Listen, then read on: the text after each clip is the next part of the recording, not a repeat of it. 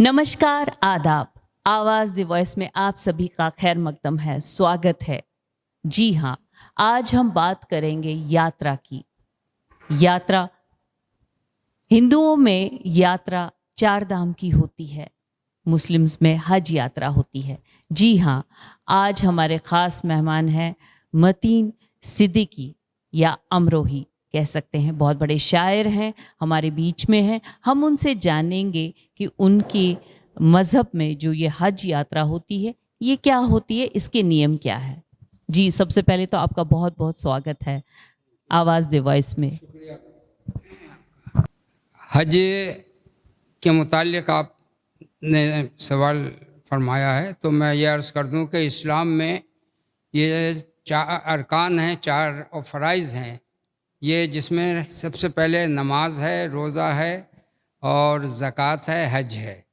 तो हज में लोग सऊदी अरब जाते हैं और मदीना मुनव्वरा जाते हैं और वहाँ 40 दिन का भी होता है और उससे ज़्यादा रहना चाहे तो वो रह सकते हैं।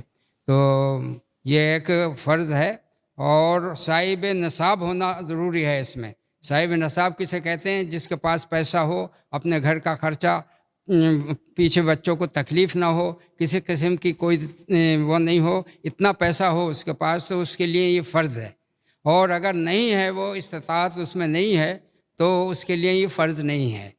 तो इसी तरीके से कुर्बानी का भी मामला है, जो वहाँ कुर्बानी की जाती है और यहाँ भी कुर्बानी की जाती है, जिसे बकरा ईद कहते हैं, ईद उल अज़हा भी कहते हैं। तो उसके मुतालिक भी यही है कि अगर आप साहिब निसाब हैं तो आप पर फ़र्ज़ है और वाजिब है, और अगर आप साहिब निसाब नहीं हैं तो आप पर फ़र्ज़ और वाजिब नहीं है।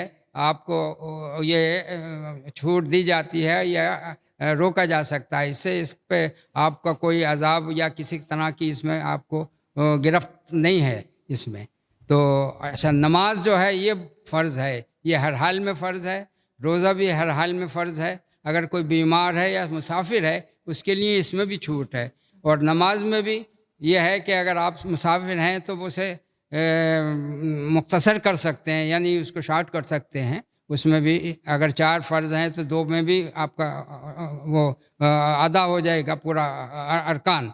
तो इसी तरीके से पहले नमाज, रोज़ा और ज़कात। ज़कात क्या है? ज़कात यह है कि अगर आपके पास सरमाया है, आपके पास मनी है, आपके पास प्रॉपर्टी है, आपके पास जायदाद है, मकसद ये है कि आप साहिब निसाब हैं, तो आप यतीमों को दीजिए, गरीबों को दीजिए। और उनका उसमें एक हिस्सा होता है, जैसे प्रॉपर्टी में अपने घर वालों का होता, ख़ानदान का होता, बच्चों का होता, इसी तरीके से गरीबों का, यतीमों का और जितने भी ज़रूरतमंद होते हैं उनका हक़ होता है इसमें।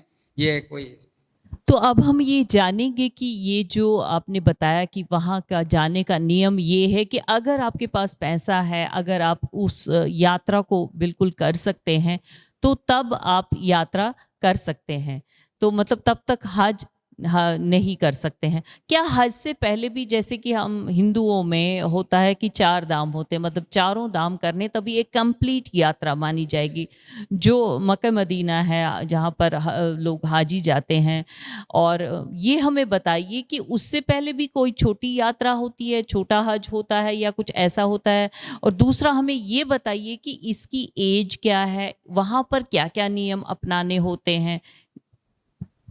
देखिए, हज के अलावा जिसे आप छोटा हज भी कह सकती हैं, वो उम्रा कहते हैं उसे। उम्रा भी वहाँ काबे का तवाफ़ होता है और मिना में उसको पूरे अरकान अदा करने पड़ते हैं। और हज से और उसका ज़रा फ़र्क है, लेकिन वो हज नहीं कहलाता, उम्रा कहलाता है। तो ये भी बहुत ज़रूरी है, वाजिब है। और अगर वहाँ जाए, और उसमें भी यही है कि आपके पास अगर इतना पैसा है, इतना खर्च कर सकते हैं आप और बर्दाश्त कर सकते हैं, तो आप जाइए। और जाना वहाँ का बड़ा मुबारक है। और वैसे भी लोग जाते हैं, बग़ैर उसके भी जाते हैं, तो वो भी खुशनसीब हैं। तो हम वहाँ का जाना जो है, हम अपनी खुशनसीबी समझते हैं और उसमें बहुत खुदा की तरफ से हमारे ऊपर रहमतें नाजिल होती हैं, सवाब मिलता है और हमारी हसरत पूरी होती है। जी, अब हम आपसे ये पूछेंगे कि जैसे हमारे 4 धाम यात्रा की हमने बात की, तो हम उसमें एक नियम होता है कि या तो हम पति-पत्नी एक साथ जाते हैं तो तब यात्रा मानी जाती है, या तो वो अपने बेटे के साथ जाए और जाना चाहते हैं तो तब यात्रा, या माँ के साथ जाएँ। मतलब ये नियम है एक यात्रा करने का, तभी यात्रा सफल मानी जाती है। इसमें क्या नियम और किस एज से हम ये यात्रा कर सकते हैं? लेडीज़ किस एज से कर सकती हैं, जेंट्स में क्या है? जी देखिए, इसमें हमारे यहाँ जो इसके लिए हुक्म है कि महरम के साथ जाना ज़रूरी है। महरम होना चाहिए, शौहर हो, बेटा हो, और अपने अज़ीज़ों में भी बहुत से महरम होते हैं, बहुत से नहीं होते हैं। लेकिन अपने जो दूध का लगाव जिनसे होता है वो महरम कहलाता है। शौहर भी महरम है, बाप, भाई ये सब हैं। तो हमारे यहाँ अगर साथ अकेले अब तो कुछ थोड़ा सहूलत दे दी है, इजाज़त हो गई है कि बग़ैर महरम के भी हज को जा सकते हैं। तो इस मर्तबा हमने ये भी सुना है कि लोग गए हैं। तो लेकिन बात यही है कि महरम के साथ जाना जो है बहुत ज़रूरी है। महरम जिसे कहते हैं। तो जी, एज का कोई उसमें सवाल पैदा नहीं होता। एज का ताल्लुक़ नहीं है इसमें। और ज़ईफ़ भी जा सकता, नौजवान भी जा सकते हैं, जवान भी जा सकते हैं, और साथ में बच्चे भी जा सकते हैं। इसमें कोई क़ैद नहीं है ऐसी। हाँ। जैसा कि इस साल नियम अब चेंज उन्होंने किया है मक्के मदीना वहाँ पर, कि अब लेडीज़ जो हैं वो अकेले भी जा सकती हैं। ये हम तो मुत्तफ़िक़ हैं इससे, ज़माने के साथ साथ चलना चाहिए, और जो वो तब्दीलियाँ कर रहे हैं हम उसके ख़िलाफ़ नहीं हैं बिल्कुल। और बाकी ये उलेमा का काम है इस पर जवाब देना। वो हदीस से और कुरान से और अरबी से उनसे वाकिफ़ होते हैं। हम इस सिलसिले में अपनी ज़बान से कुछ नहीं कह सकते।